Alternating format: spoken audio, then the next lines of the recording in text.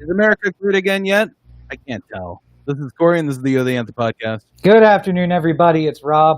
Welcome to episode 321 of the Anthem podcast, coming to you from all over the city yet again. But thank you for joining us. Yes, thank you for listening on your podcatcher of choice. The easiest way, anchor.fm/OTheAnthem. Yep, and of course, if you're watching right now, you are probably watching live, whether that's on Twitch, on Facebook, on Twitter via Periscope, or directly on YouTube at all those sources at Anthem. Make sure you follow us there so you get notifications when we go live. And of course, no matter what, we bring out new content every single week. Whatever it takes, we're here with new content, even when it seems like perhaps my building may get burned down by the end of the podcast. Pussy ass curfew, be damned.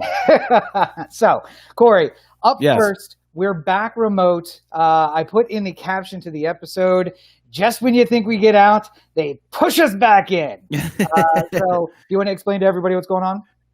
Los Angeles is one of the many cities in the country that is currently on some form of curfew or lockdown. And it's annoying because they keep changing it every single day. Like, I got 3 Amber Alert messages, like the same message you get when you get an Amber Alert, going like curfew at 7, and then like 20 minutes later it was like curfew at 6, and it's like curfew now. And then another message from like Garcetti was trying to get out, going like, no, it's 6, it's not now. But like 4:30, I was just like, oh, so everyone go home? Is that? Corey, I have an update. I'm not sure if you can see what's happening here at my location, but this may be why we're under quarantine once again. As you can see, there's a vehicle burning behind me. It appears to be. Oh wait, that's a NYPD van. Okay, so maybe it's not directly. So it's not me. Maybe it's not you. It could be another problem. It could be a different. Maybe it's some sort of trickery that's going on. But yes, so a little bit of unknown. We actually were at the hashtag OTA LA studios over the weekend, and we got what do you want to call it? Curfewed in on Saturday night, and almost got curfewed in on Sunday night because of another project that we're working on that will be out in a few weeks. We were trying to wrap that up, and just like today, as Corey explained, they kept bumping up the curfew time while we were working, and just like, all right, we got to call it. Let's get out of here and go do something else. So we got back, and then today seemed like it was pretty calm. But then maybe I was at work and I wasn't actually, keeping abreast of it. Yeah. But it doesn't seem like there was as much lawlessness today in LA. It seemed like things remained pretty peaceful for the most part. Yeah, and it's confusing. I don't know why the curfew? Why are we pushing the curfew if earlier today the mayor was talking about releasing some of the National Guard troops back to their homes? Why are we going under curfew yet again? I imagine that they're going to sort of be like working their way out of the curfew. If I can imagine, it's just that their thought process is that if it's just one day the curfew isn't there, then that's everyone's excuse to go out. No, that's true. Whereas like if there's like, hey, we're going to let the National Guard go and we'll be fine, and we'll just do it with the LAPD, then maybe people go out but protest less because they feel like there's not the government watching them kind of aspect of it. I also think that maybe sending the National Guard back is part of a thing to thwart Trump and his desire to send the military into major American cities, but we'll get to that later. Yeah, when we get to that part of the conversation. So, I think what really is amazing to me is that we last recorded on Sunday last week, so it's 8 days ago. Yeah. 7 days ago is when George Floyd was murdered by the police. Yes. So since we've last recorded, we've been pretty much like going through all this in real time with you guys. So this is our first opportunity to catch up since then. First thing, I something we talked about a little bit. I figured it would be good for the audience to hear. The officer who did the kneeling on the neck of George Floyd has been charged with third-degree murder. So far, none of the other officers have been charged with anything. Why what is the legal justification for going for third-degree murder as opposed to first or second-degree murder? So yeah, and I think it was the ride to the studio on Saturday where we discussed this in kind of in depth. But I agree. I think it's very important that we discuss this because one of the calls in Minneapolis is, to arrest the other officers, which obviously should happen. And I do want to point out for everybody, something I brought up to Corey over the weekend, that a new video came out after the fact. And in that video, it's not just the kneeling on the neck, which, by the way, there were 3 officers plus 1 who was doing crowd control, 3 of them kneeling directly on him. But once they got him up and into the car, then we saw a video of them basically holding the doors open and punching and kicking him while he's in the back of the car. Yeah. And maybe that was because he was in the process of cardiac arrest and just trying to get some attention and nobody was giving him attention. I saw another video, completely unrelated, but during the protest now, of a group of 2 NYPD officers trying to get a suspect down. And they had his head pinned under the wheel of a car, the tire of a car.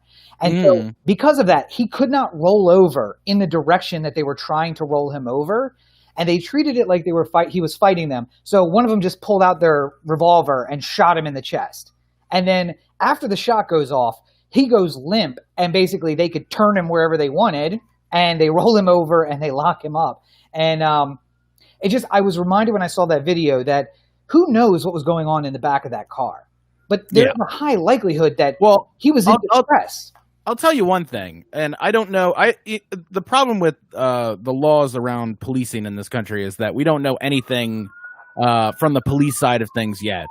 And one of the things, certainly from that video where you were talking about, where it looked like the officer was basically punching him with the door open. Yeah.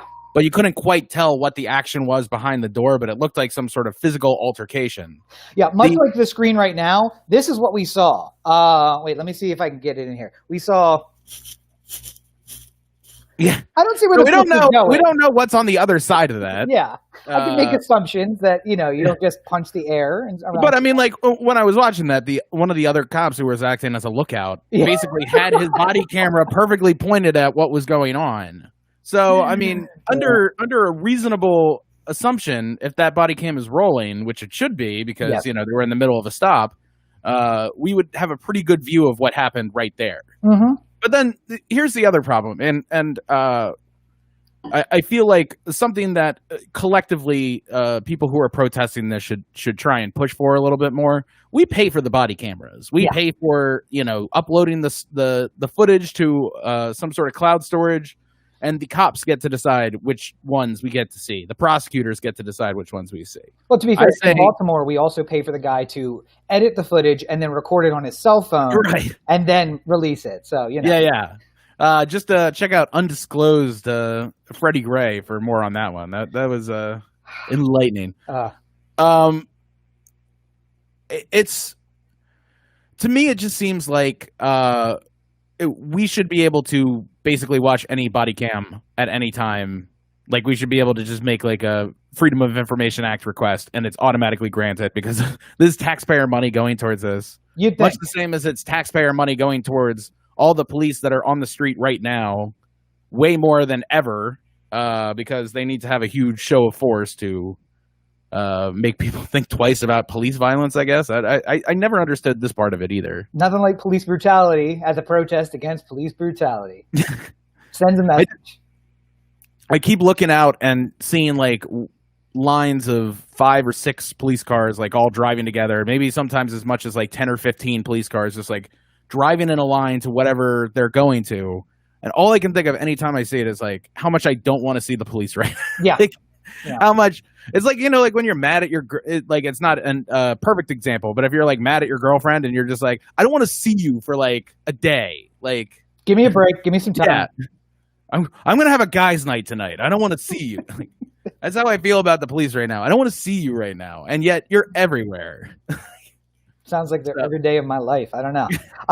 But so back to the main topic, which is third-degree murder. So obviously the rest of the officers should be charged, and what I'm about to say may be changed by, as Corey pointed out, the body cam footage of what happened in the back of the car. But based on the footage that we have seen thus far, which is just the footage of what happened in the street, law in Minnesota, and I guess I'll preface this by saying, I am a qualified attorney in so much as I have gone to law school and passed the bar. However, I have not practiced law, especially defense law, in about 5 years. So I suppose take that with a grain of salt, if you will.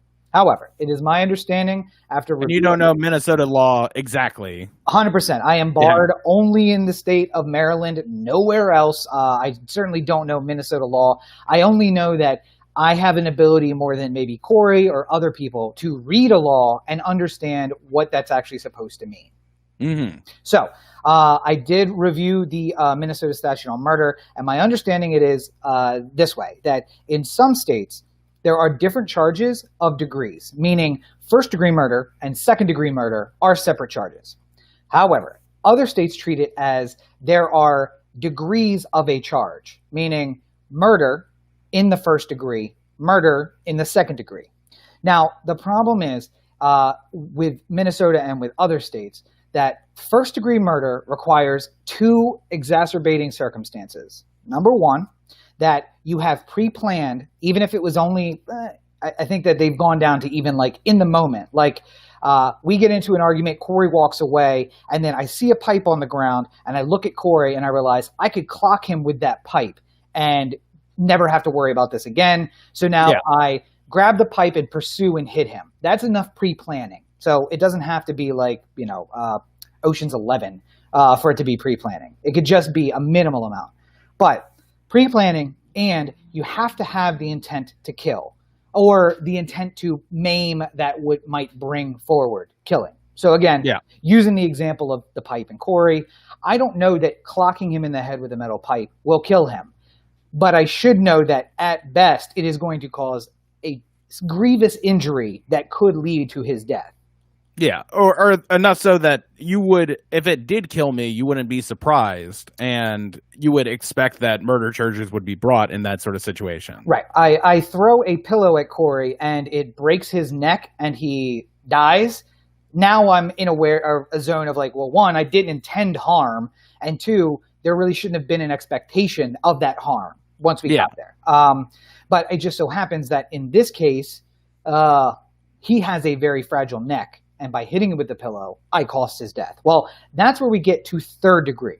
Third degree murder. Well, so isn't excuse me here, but I mean, like, isn't there like an eggshell doctrine in like a Supreme Court ruling somewhere where it's like just because you're seen as like a fragile individual doesn't necessarily give you an exemption if you accidentally kill somebody? So it's actually exactly the opposite, and it's in torts, not in criminal law.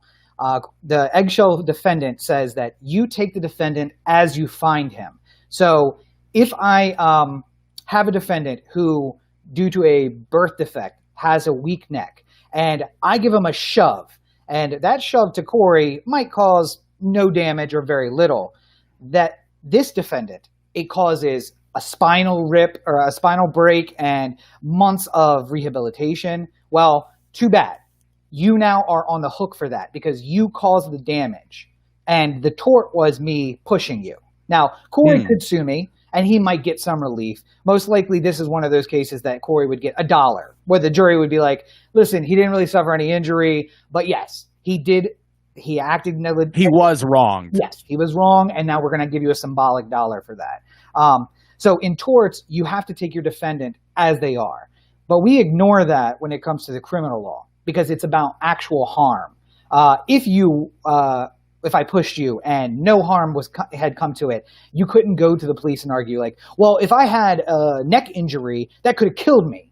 Like, no, that's not how it works. But if you do have a neck injury and I shove you, I am still responsible for the results of that. Gotcha. So, third degree is generally what we now consider depraved heart murder. It was actually one of two causes of murder under the old English system, where it doesn't require pre-planning and it doesn't require an intent to kill. What it basically means is you acted negligently or with wanton disregard for the safety or health of others. In the specific murder case, it's wanton disregard for human life. And that is a very English phrase, which essentially just means The way you acted was negligently, or you acted so out of bounds to the way a normal person would act. And you did so knowing that an injury may result, which might result in death, and you did it anyway. So the big question that's come up in this Minneapolis case is the difficulty of intent. And can you prove that when the officer knelt on George Floyd's neck, that he intended to kill him? And that is a very, very difficult thing to prove, especially with a peace officer acting in the bounds of his duties, essentially. Yeah. And the risk of charging first-degree murder is that you've now charged murder in the first degree. Now, a jury could possibly include third-degree murder as a lesser included offense, but generally they don't.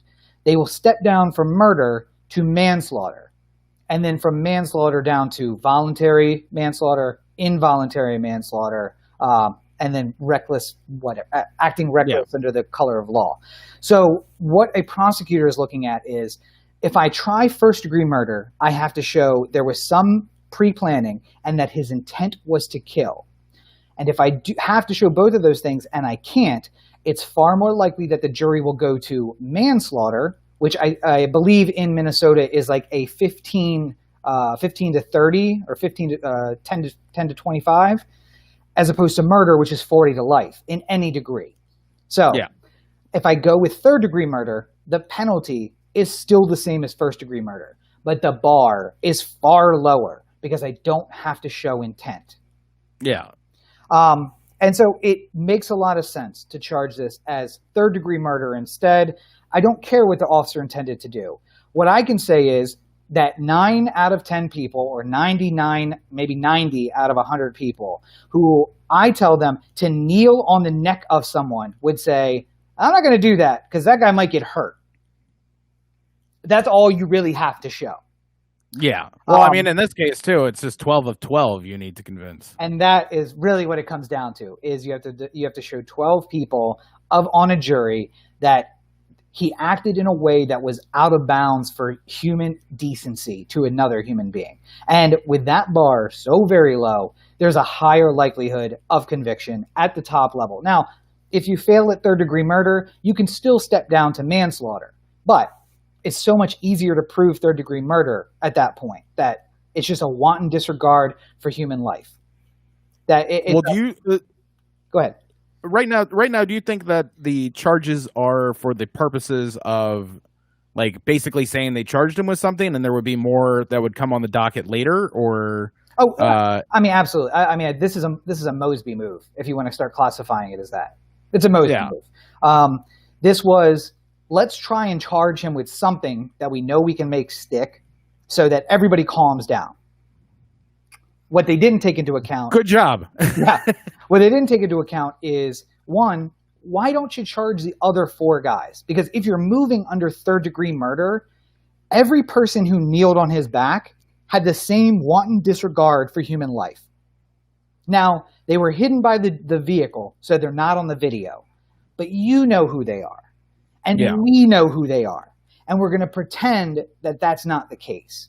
So it's something that you brought up actually on Saturday, that like where this could have been a pressure release, the way that it was in Baltimore. All 6 were charged on the same day, and Marilyn Mosby trots out there and says, we are going to get justice for Freddie. There is going to be justice. Let's not take this to a violent place on the street. Minneapolis instead charged one of them, and rather than getting this big pressure release, it actually caused the pressure to rise, because everyone else is saying now, what about these other guys?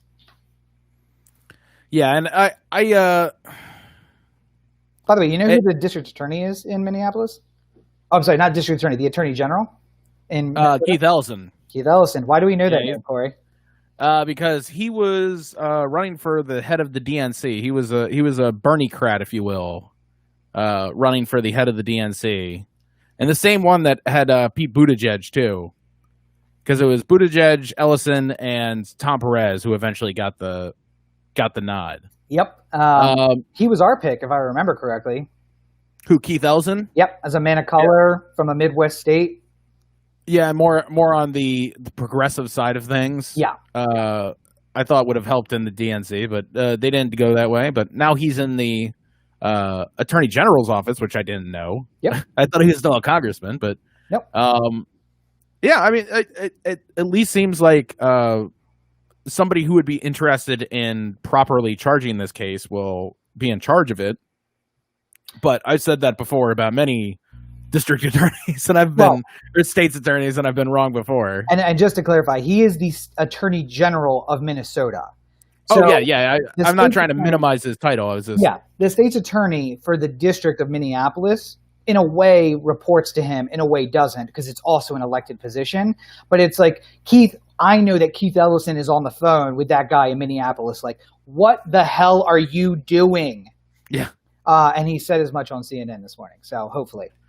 Well, they had a thing too where apparently there was some sort of conflict of interest inside of the prosecutor's office that would have kept them from handling this case properly, which is always something you want to hear when it comes to a police violence case. But I mean, listen, if you need any more evidence that these guys are all on the same team, how many cases do we have to hear about prosecutors dating cops and that they are then somehow recusing themselves from a case when it involves police violence?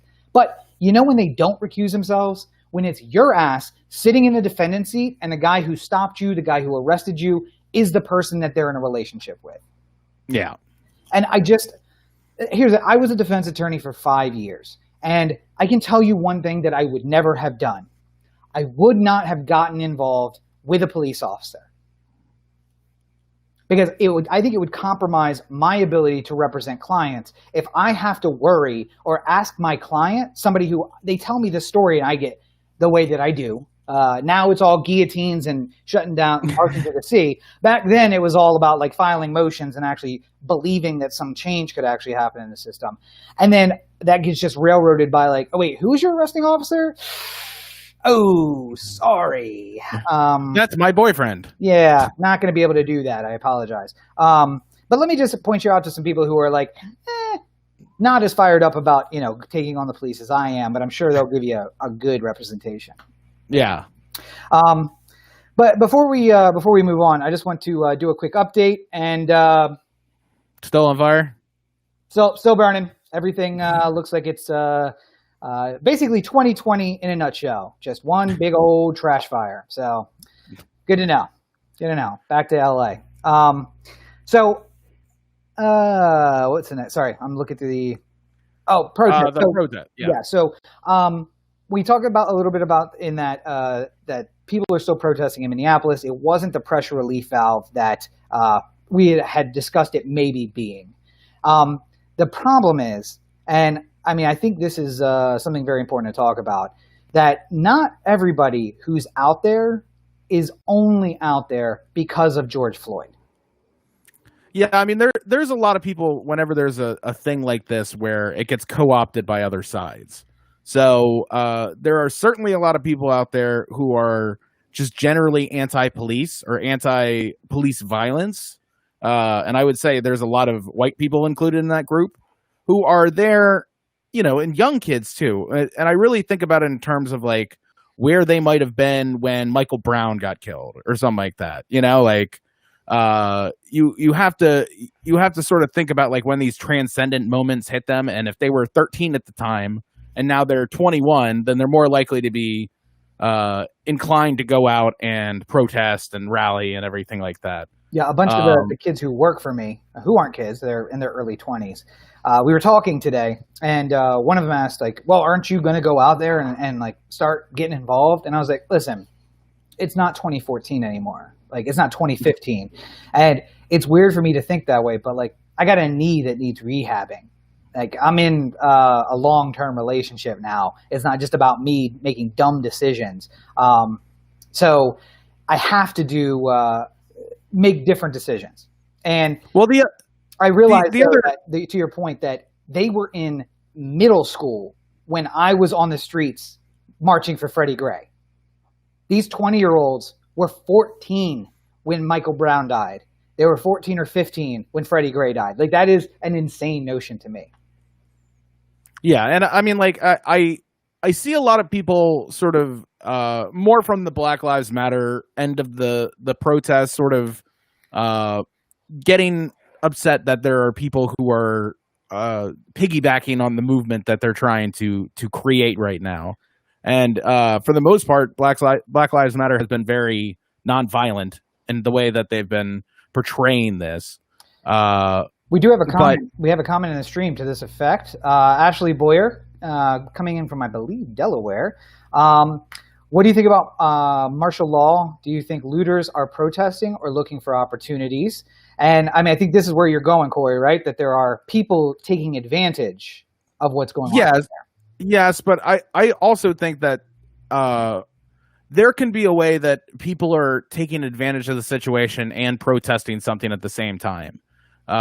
Specifically here in LA, something that was interesting that didn't happen in previous riots that have happened throughout the city's history is that it seemed like there was more opportunity or opportunism about where certain protests were happening. So Beverly Hills got hit, Santa Monica got hit, right by the Grove got hit. Like, these are sort of areas where there's more things that somebody would want to steal. Like, you know, it makes a lot more sense to rob a Gucci store than it does to rob some like little electronic store, you know, or corner store in your neighborhood kind of thing, you know? So I think there has been a lot of people, most of what seems to be the violence or the fires or anything like that seems to be started by instigators who are trying to get involved. And, you know, there's also a part of this that I think that people have been locked up in their houses for a while, and they see people out on the street and they see people doing destructive things, and then they think, oh, it's okay now. That's part of the problem too. Like, if you remember on the night where Stephanie Rawlings Blake said we want to give them space to destroy. You never said that. What? It did not, you know, it was pretty, it was contentious, but it wasn't violent at any point. And then as soon as the looting started, it really got kicked up. Like, as soon as one person broke a window, windows were breaking all over the place. And it's more of the thing of like, I feel like there's a degree of criminality, which is, I'm going to do this if everyone else is doing it. You do it with speeding all the time. Yeah. If everyone else on the road is going 80, then you're going 82, because you're doing that logic of like, oh, well, who's the cop going to stop? All of us? Like, how are they going to get all 5 of the people going 80 miles an hour, you know? And I think there's some opportunism that's going on with people who are looting and, you know, causing property damage and stuff like that. And I don't condone it, but at the same time, I think that I try, especially right now, not judge people on the situations that they might be in, because some people who might be looting might be in the same situation that we make so often in like parables of the Bible. Like, is it wrong for a man to steal bread for his family? Like, if somebody has lost their job, they haven't been able to pay rent, their life is in a constant state of flux right now, and this is an opportunity to lash out at people that they feel have wronged them and like get something out of the deal. I can't say that I don't rationalize that somewhere on a base human level. Not that I would do it, but I understand how somebody could be driven to that point. Yeah, and Ashley is on the East Coast. Thank you for joining us for the show, Ashley. We appreciate you coming in. Of course, everybody can join us. We can take comments live from either Facebook, from Twitch, from Periscope on Twitter. So feel free to send in your comments, and we'll display them right down at the bottom of your screen where you can see the person's comments from all of those streams. I will say one thing, martial law. Corey and I, a little later on, are going to get into martial law, the Insurrection Act of 1807, and the Posse Comitatus Act, which are all very different things. So if you're having any interest in martial law, stick around to the end. And I'll say, you know, one thing, I sent Corey the first chapter from my as yet forthcoming book, which I think will be the most controversial of every book that I've ever published. And I pointed out there that in any situation like this, there are 3 types of people who are out right now. There are peaceful protesters who are in the vein of Gandhi or Martin Luther King, just trying to utilize the First Amendment, the right to peacefully protest, to peacefully assemble, to have free speech, to make their point known. Then there are always going to be, as Corey has pointed out, a second group, which are people who are taking advantage of a bit of the chaos that's going on. And in society, I've been pointing this out all weekend long, we have wealth disparity that is unconscionable right now. And poverty levels are at the highest that they've been in the history of the world. We are the richest country to ever have existed in the history of the world. And we are also the ones with per capita and looking at a spread of wealth disparity have the poorest population given the wealth of the country. And it's unconscionable that that is a fact, but you tie in that systematic poverty, the systematic wealth disparity with people being trapped inside for 2 months and some of those people losing their jobs. And, I think most states have rent eviction statutes on right now where they can't be evicted, but Florida reopened their court and 13,000 evictions were made on the same day. Like that is what people are looking at. So there's a lot of desperation. There's a lot of anger. And that's where this group is coming in. It's people who are not politically minded to the most part, but they're angry and they want to express anger. And I'm not going to say it can't be condoned. The policy of the podcast is that no violence is to ever be condoned. I will make a separate video on my own channel, not associated with Corey whatsoever, where I will discuss my personal policy on violence. But I'll wrap that up with saying that there is a third group. There is a third group who is politically minded and is making a protest, but they are not following the guidelines of Martin Luther King or Gandhi. They are following the guidelines of early Malcolm X, of James Baldwin, of the Black Panthers from 1968, and saying, you do not have the ability to limit what I do as protest. And essentially the book that I'm working on is an educational, a critique of the notion that only the government has the right to use violence in a way that's acceptable. And we have to get ourselves out of that notion, because the reality is violence is a tool that can be used just like other tools in the repertoire. A policeman can use his baton, he can use pepper spray, he can use a taser, or he can use a gun, whether that's with rubber bullets or regular bullets. They can use tear gas. They have a repertoire they can use against you. You, as a protester, should feel as though you have a repertoire to use against them as well. But again, that is not the policy of the podcast. That's my personal policy. It is the foundational argument of the book that is coming out. So, but I think that everyone can agree that the burning aside, the looting is things can be replaced, lies can't be replaced, and I'll continue to make that argument. But I would say, as much as I dislike the idea of the looting and stuff like that, I do think there is a one of the things me and Rob were kind of talking about when we were watching footage of it on Saturday was, for some of these businesses, it's probably for the best, actually, that it happened, because they'll get huge insurance payouts that they are not getting right now, because insurance companies are fighting tooth and nail for companies or for businesses that have been closed from COVID, and trying to argue that this is not the state shutting down businesses, not their fault. And, you didn't have pandemic insurance, so sorry for you, and all that sort of stuff. And then, of course, we have the video out of Minneapolis where it appears as though it's a police officer, but there was an allegation that it was actually an employee of the AutoZone breaking the windows to encourage people to continue the violence. Yeah. Because, hey, they've been closed for 2 months, and this is a way that we can actually get an insurance payout. So it's not beyond the pale that might be a factor. We've seen videos from Seattle, videos from Oakland, videos from Atlanta and Miami, where it appears as though either the police or people who aren't really associated with the protest are kind of the ones starting the breaking of the windows. And then the people who are there to take advantage are like, well, that window's already broken, I'm just going to go in. Well, that's one of the things that really kind of is bothering me about this whole situation, is that I want everyone to feel like they're welcome at a protest that, at the end, I think everyone has similar goals. Everyone wants to put restrictions on police power and police violence.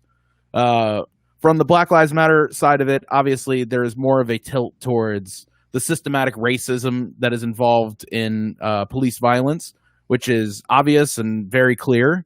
But I don't think that it necessarily takes away the value of the idea that cops, regardless of the inherent racism that they're showing, are still awful to everybody, regardless of race. Yeah. Just because white people don't necessarily have the same stories of being treated, completely unconstitutionally and, being the focus of police attention as much. I feel like there's just as many stories that I've had with friends who are white who have, like the cop said I was going 50, but I didn't go over 50. And then I showed up to court and he lied in front of the judge and I didn't have anything to prove it wrong and all that sort of stuff. Yeah. I mean, listen, I've maintained for a long time, they are the band of blue, not your department, but police officers as a whole are the largest gang and or domestic terrorist organization that we have. Several years ago, I got the direction of their ire, and I was getting pulled over twice, 3 times a week for petty little stuff. But just, they were like, hey, I get paid the same no matter what, and if I can make you late for court or if I can inconvenience you somehow, I'm going to do that. Yeah. And it's not to say that at the center of whatever the eventual solution that we all agree to shouldn't include a large amount of accommodations for the racial aspect of violent policing. But I think that to ignore that other people can feel the effects of an corrupt police department is not outside of the vein, And I think that while I would appreciate it if the more predominantly white protesters who seem to be causing damage would calm down with that a little bit, I also understand that everyone feels like they have a different path forward on this, Yeah. And when you have so many conflicting people who are all trying to get together under the same banner of protest, it's going to get a little bit confused. Just look at Occupy. Yes. When Occupy started, and all of a sudden, every single person who had a view on how the economy should be changed was down there spouting their principles. At the end, if there is a moment where there is a group of leaders from the protest and a group of leaders from government of some kind, whether it's local or state or federal or whatever. If there's a meeting, then I would hope that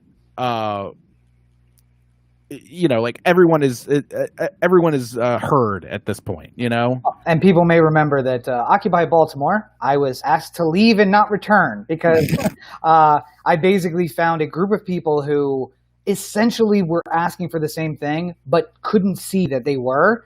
And I was like, listen, this is what we should ask for. You all can basically agree for that. So give me your proxy and then let's quiet some of the voices and I'll be the only one who speaks. And if you find out that I spoke wrongly and you don't agree with it, feel free to pull your proxy at any time. But this will the Peru Vignoraja defense. But listen, so this way, a quarter of the audience, everyone standing on this side of the circle has one person speaking, and that will make an impact.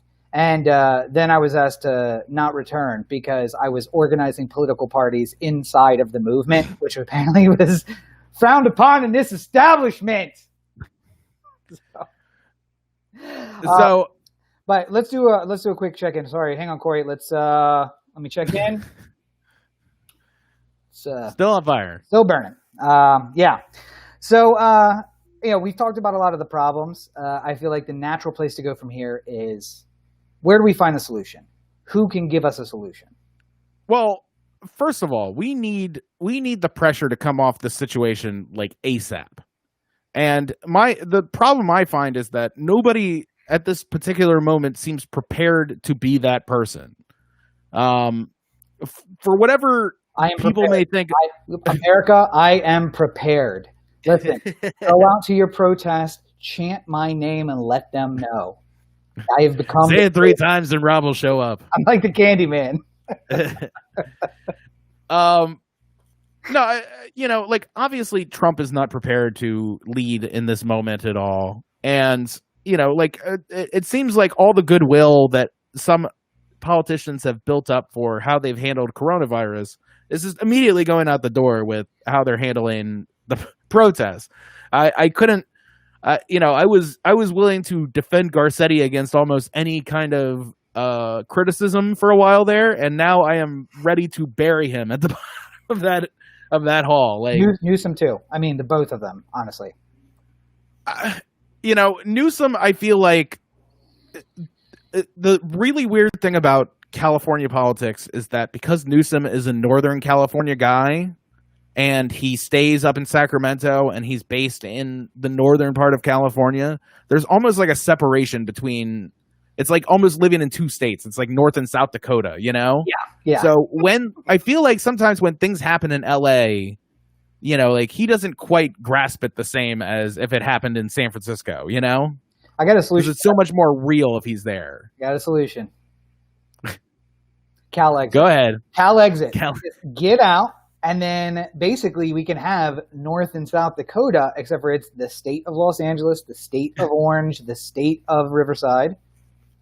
State of San Diego. State of San Diego. And then we just run our own, and Sacramento becomes the national capital. And the inevitability is Oregon joins us, Washington joins us, Nevada joins us. And when they do, by the way, Sacramento becomes a functionally centered capital, which does not happen on the North American continent. That's very true. Cal exit just, it solves everything, really. As the preeminent position for benevolent dictator of the new California Republic, it'll still be a republic. It's the People's Republic of California. I must say, I think we should move in that direction.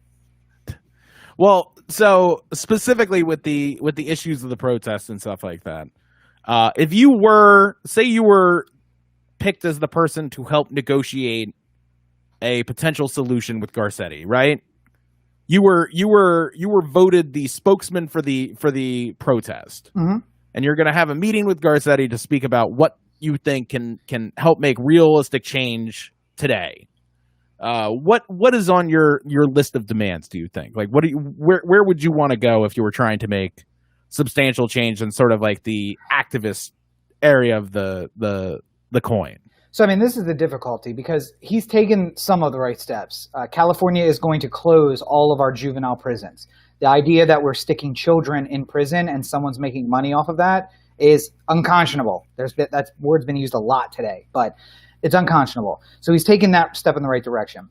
I think that beyond that, though, there is more that can be done, but it can't be done today. Like, force the cities and the counties, when they renegotiate their collective bargaining agreements with the police officers, to say, no, we are not going to give you this. And you know what?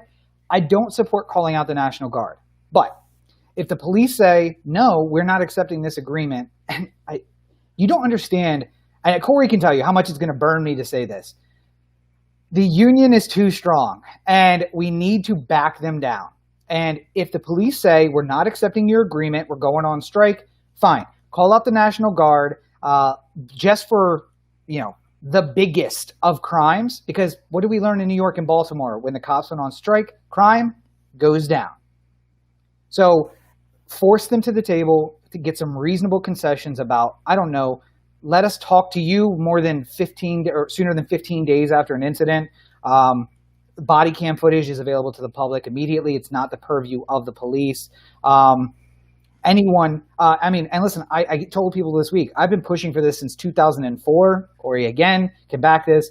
Insurance, private insurance for police officers. Stop making the public pay for all of those claims. There's also been talk about people who wanted to make the union and maybe the benefits of the union pay towards the potential judgments of an officer who got involved in something as opposed to the state. If you want to do that, that's one way to go. I don't think that you'll ever get the union to do that. So you either have to break the union or go a different way and say, fine, we're going to make you get private insurance. And when you become uninsurable, when they say too many incidents, too many payouts, we are not insuring you, you cannot be a police officer in California anymore. And you'll limit the number of bad cops just that way.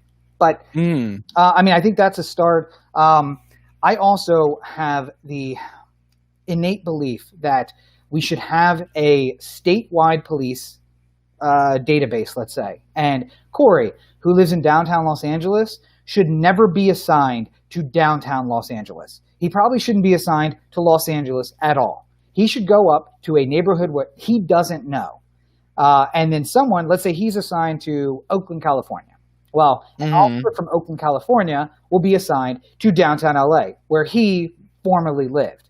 The idea being, you invest in the neighborhoods that you are protecting, that you're an officer in, but you don't have those deep roots where it's like, I know that guy, I'm going to make this personal, or, I'm going to let somebody off just because I know who they are. And by moving police around and making sure that they're, well, by the way, also more than 6 months of training. Can we try that? I had to go through 4 years of undergrad, 3 years of law school in order to understand the law. I do not hold police accountable for not knowing the law. I don't know all of the laws, and I'm a lawyer. Maybe more than 6 months of training, and maybe focus less on the guns. Okay, keep the guns because they already are bad enough shots. But also add in some legal training so that I, as the governor, could send you out, here's an update to all the laws that changed in the last session that might impact you while you're out. And you can easily read this and understand how that changes what you do on the street. Those 4 steps, I think, by themselves.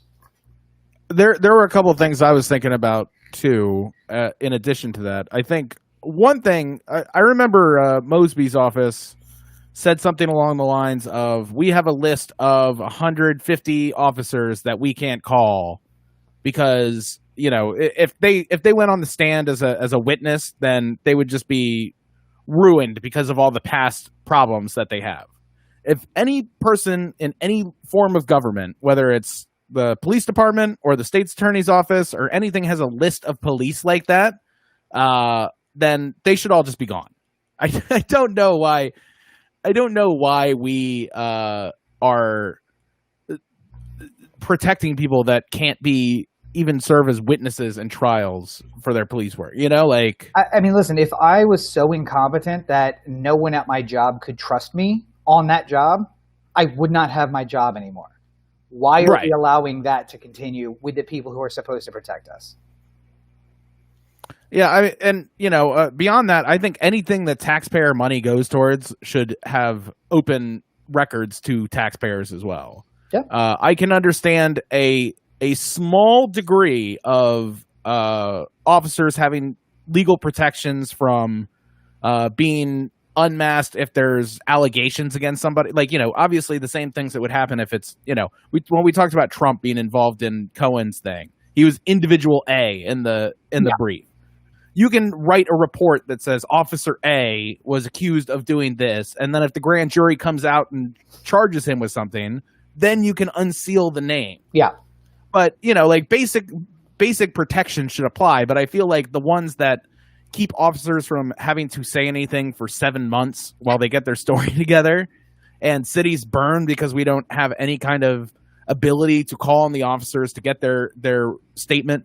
If I was, just putting it in terms of a civilian, if I go out and murder Rob, then I could be brought into the police station that very night. Yeah.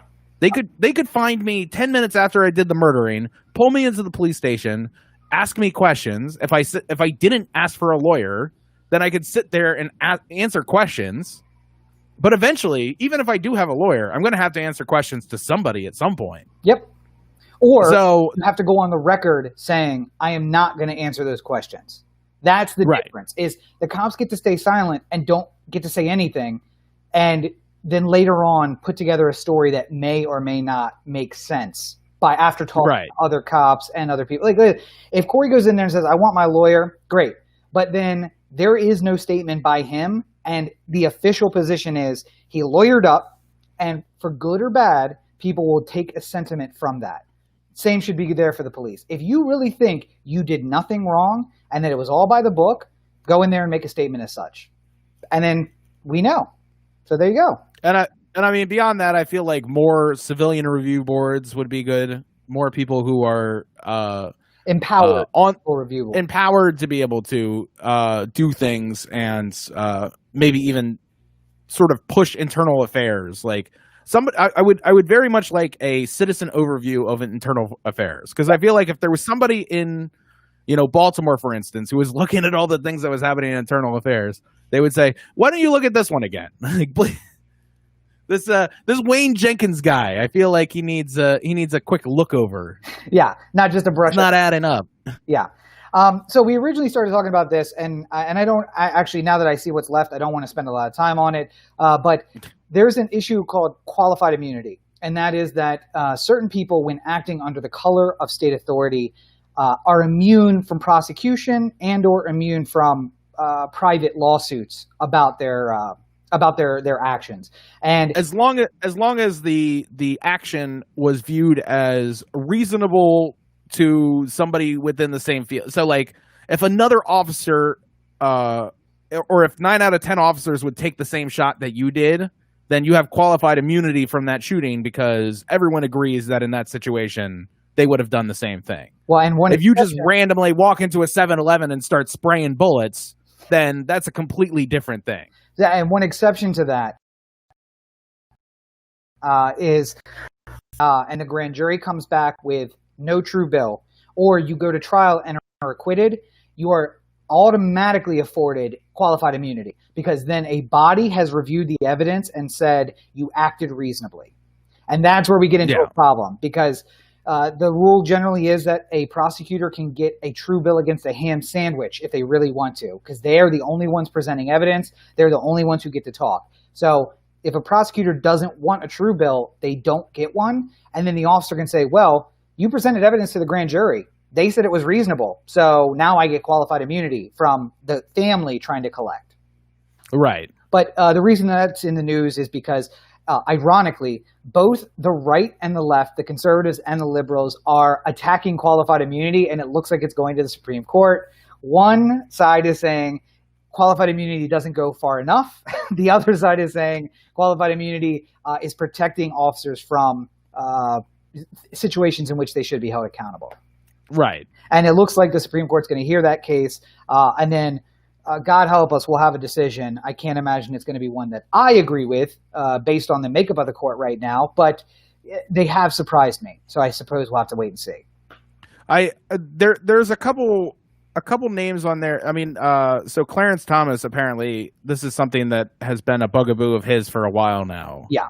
So, if you're looking at people that might potentially vote the other way as to what you might assume, then Clarence Thomas might be in there. Roberts has surprised us a ton too. Yes, yeah.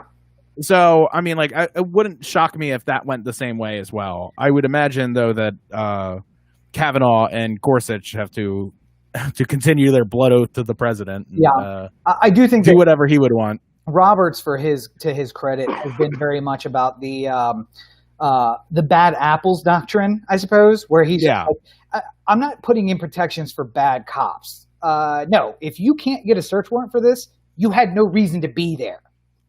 Yeah. And while others on the court have been like, what? It's a cop. Let's just trust what he says. I get pulled over by them all the time with beer in my car, and they don't do anything. I don't understand what you're big. It's always amazing to me when, especially like when I was looking into the gun trace task force stuff, where it's like, one Supreme Court decision where it's just like, okay, it's all right for an officer to walk up to your house, put the key in the door, open up the door, and walk inside the house. That doesn't violate any kind of search warrant issues. And it's just like, as soon as you tell a cop that that's like a loophole in the system, guess what every cop starts doing? Yeah. Exactly that. Well, what every that's cop part of says that they did, not whether they did it or not. But they're like, oh, this is the story I always tell. Yeah. So before we get into the last topic of the night, Corey, I just want to take one more opportunity. Still burning. Still burning. So as promised earlier in the episode, I want to make sure that we touch on the issues of martial law, the Insurrection Act of 1807, and the Posse Comitatus Act. So yes, if you are all right, I will take the lead on this section, and then we can discuss after a little bit of explanation.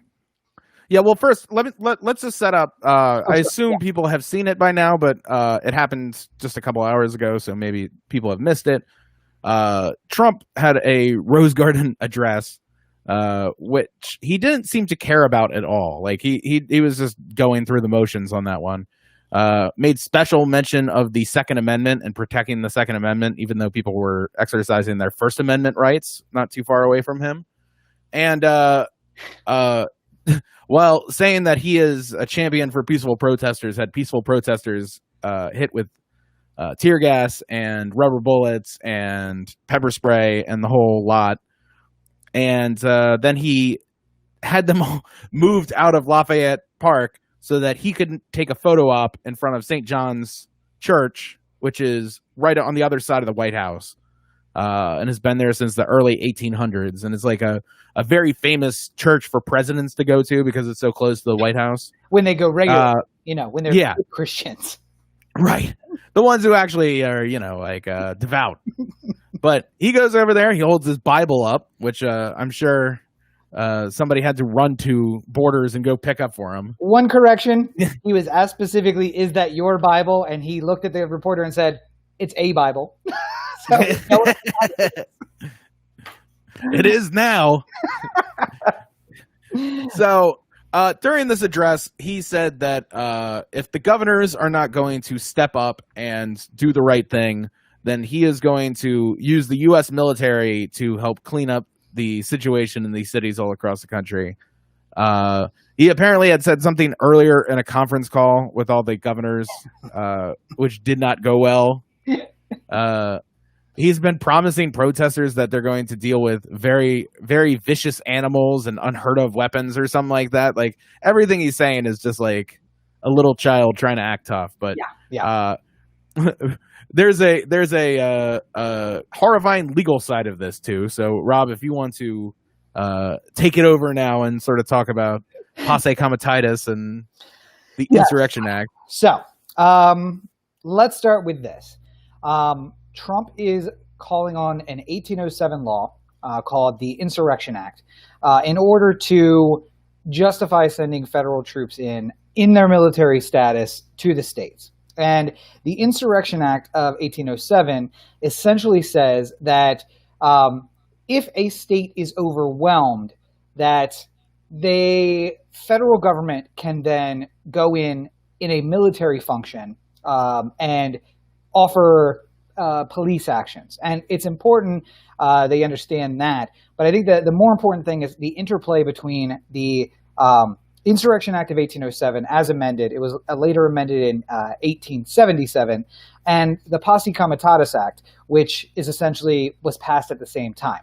So a brief history lesson not for Corey, of course, who knows all of these history things that I always bring up to him, but perhaps one for everyone else. The Civil War was actually the last open insurrection that we had when we talk about a country or a group trying to break away. There have been other times when the Posse Comitatus Act was used in conjunction with the Insurrection Act, most recently in 1992 in the LA riots. Before that, in the riots in 1968. Before that, Detroit or Pennsylvania coal miners, Detroit auto workers, basically to send in federal troops where work needed to be done, and the local government was either unwilling or unable to do so. Most notably of these was Brown versus Board of Education, and asserting that, yes, these girls are the Little Rock Nine could go to their school. When George Wallace, not the governor of Arkansas, but the governor of Alabama, famously said he would stand in the schoolhouse door and did so, because he would rather be known as the racist that kept little black girls from going to school than the guy who, integrated the schools of Alabama. So, yes, these two laws interact in a very important way. What the Insurrection Act of 1807 was in 1807 is not important. How it was modified in 1877 is. Essentially, to make a deal to close out the Civil War, it was the most contested presidential election. I don't know if you guys can hear the sirens going off, but yeah, apologies to anyone who's listening to this. We're obviously dealing with some problems outside. So something's going on in Hollywood.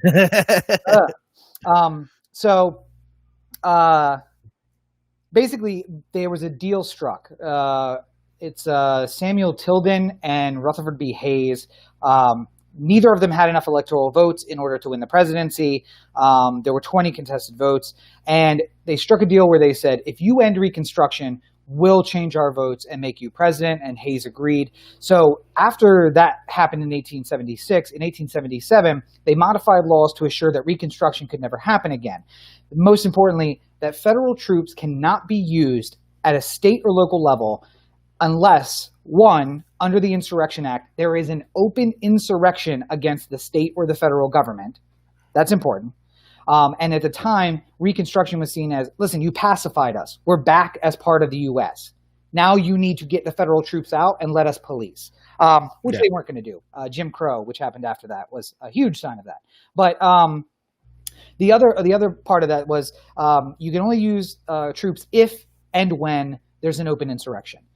But if some local issue were to arise and the local and state authorities were overwhelmed, then you can, in fact, send in federal troops as a military unit, not as a police unit.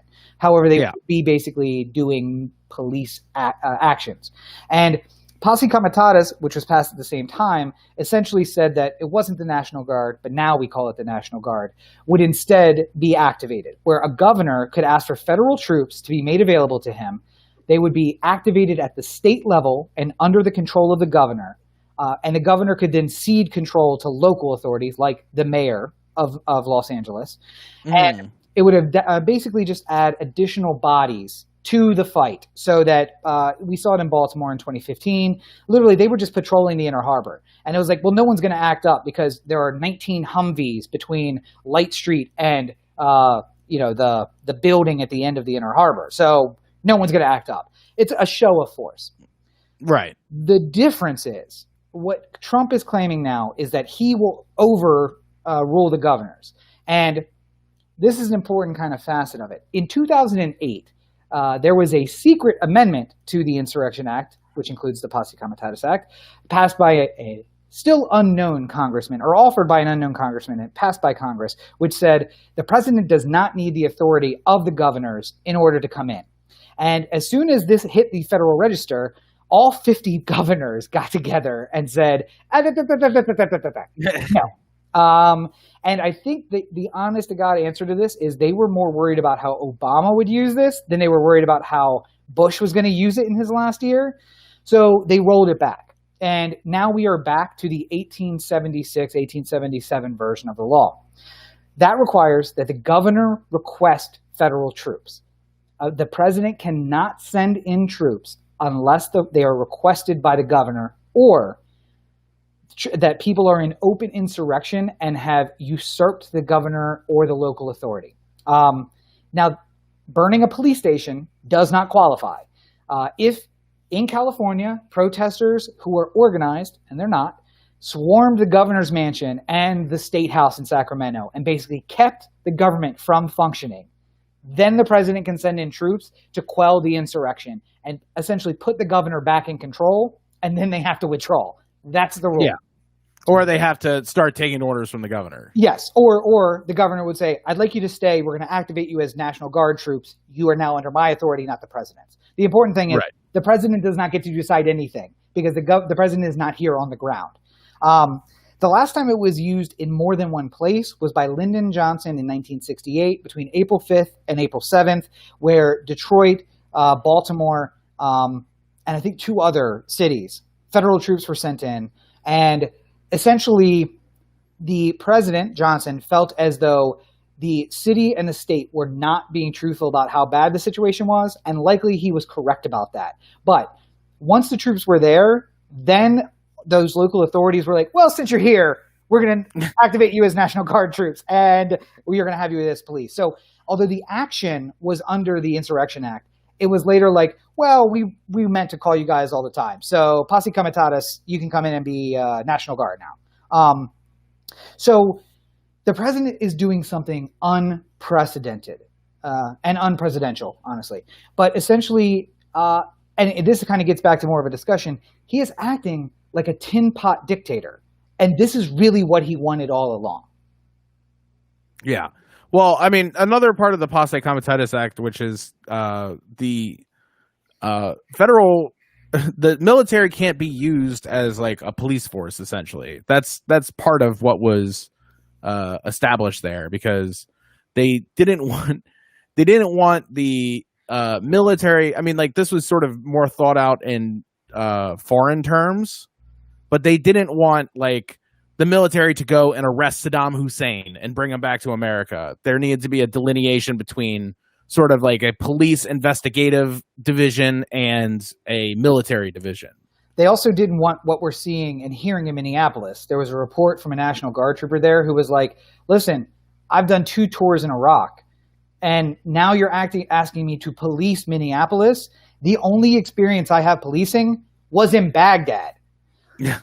And the rules of engagement are slightly different in Minneapolis than they are in Baghdad. Now, funny enough, and not really funny sad rather than funny haha, but there was a tractor trailer that was apparently like bounding down the freeway towards protesters, and the National Guardsmen took it out by shooting the engine block, which is something that they do in Baghdad when someone is about to run the corridor. So sad but true. They were able to use those skills to protect the protesters. No one was hurt. But that's what they are avoiding. Like, we literally have almost no National Guard troops who have not served in Iraq or Afghanistan or somewhere overseas. And those guys have no idea how to be police, except for to be police in a place where the rules are a little more flexible about, killing people. Right. And we want to make sure that that doesn't happen. We delineate between what happens at home and what happens everywhere else. Essentially, what the president is arguing is, Democratic governors, if you don't raise yourself to my standard, we are bringing back Reconstruction. And I'm going to put federal troops in to make sure that my will is done in your state. And that is just not going to fly.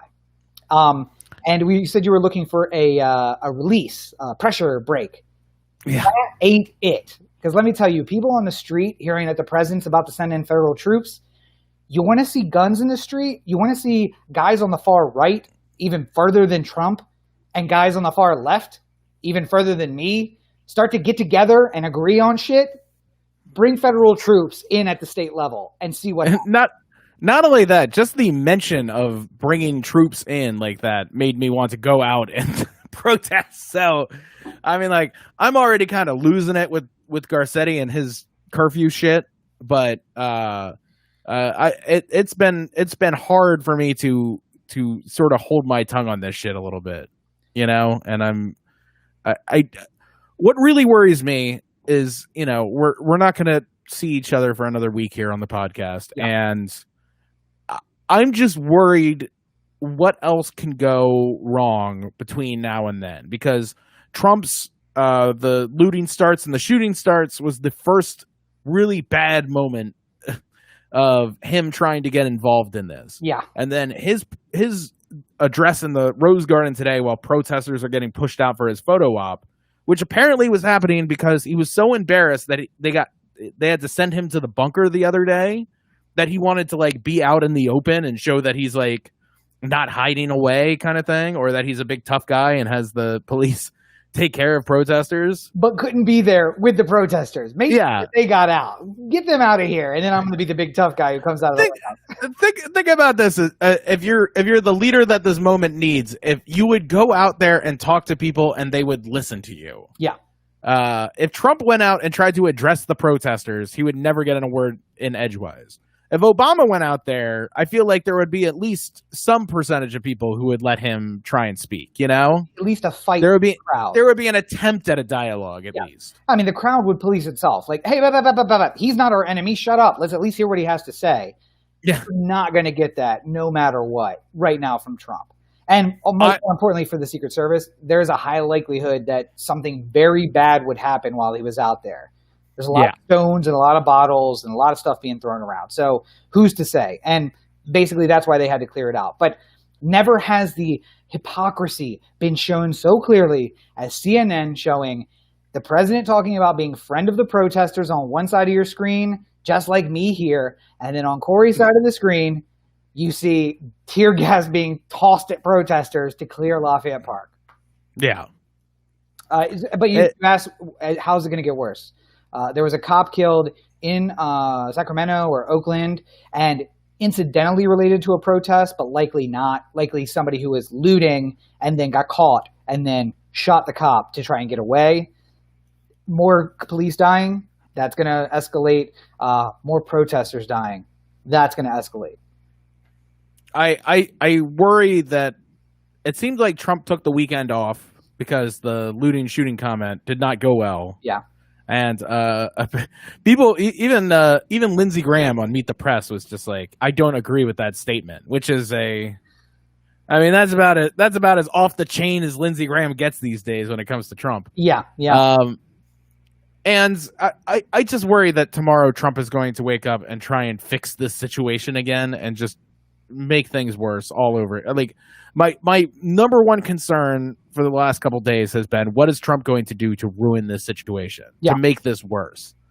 And today he took a very valiant attempt at trying to make this way worse. And I think that if he continues to push along this same sort of talking points, he's going to find himself.